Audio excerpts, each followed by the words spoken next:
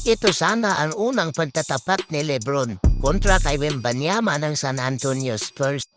Pero hindi pa rin naglaro si Lebron kanina. Pag-umpisa pa lang ng quarter, sinukap agad ni Anthony Davis ang depensa ni Wemby. Pero sablay pa rin yung tira ni Davis. Pero bad news pa rin yung attempt ni Davis. Masama din yung pagkalanding ni Anthony Davis kaya nagtamo siya ng ankle injury. Kahit nagtala ng ankle injury si Anthony Davis pero patuloy pa rin siya naglalaro para dito sa Los Angeles Lakers.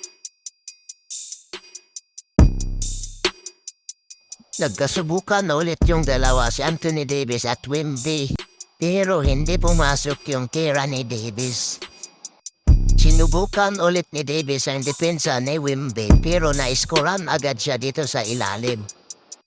Dito naisahan na naman ni Russell si Wemby na uwi din sa 200 slam dunk ni Anthony Davis.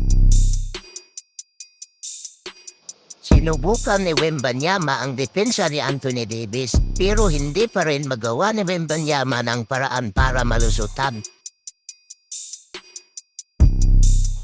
Na-elbow pa yung tira ni Wembanyama dito dahil si Reddish yung tumatao sa kanya.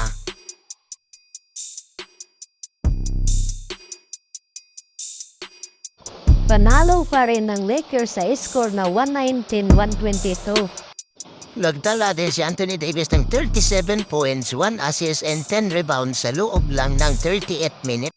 At si Wembanyama naman nagdala ng 30 points, 2 assists, 10 rebounds sa loob lang ng 32 minutes.